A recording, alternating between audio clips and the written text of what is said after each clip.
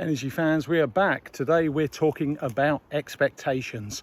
Earlier this week I was with a client, and the client, we were discussing the potential energy audit of 5 to 6 leisure centre sites, and the client made the comment that their expectation was that all the energy audits would tell them was that they needed to upgrade their boilers and they needed to upgrade their ventilation systems, which is something they know they need to do because they're old and at end of life, but they don't have the funds to do them.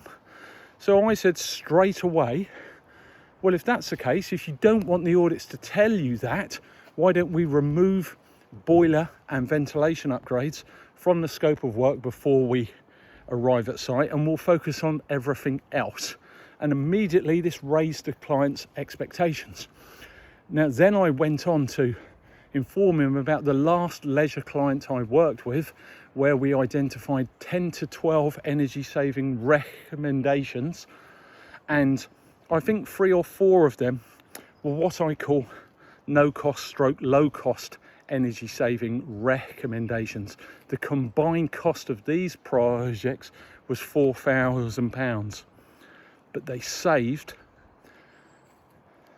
£29,000 annually every year. Now, if you're very good with maths, you'll know that represents a 0.14 year payback.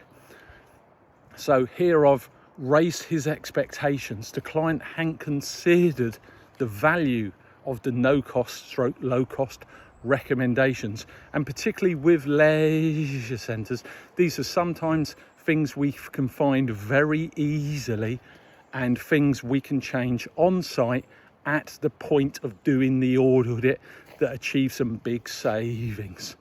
So for me, energy auditing, it's about setting the scope of works out first and then raising expectations.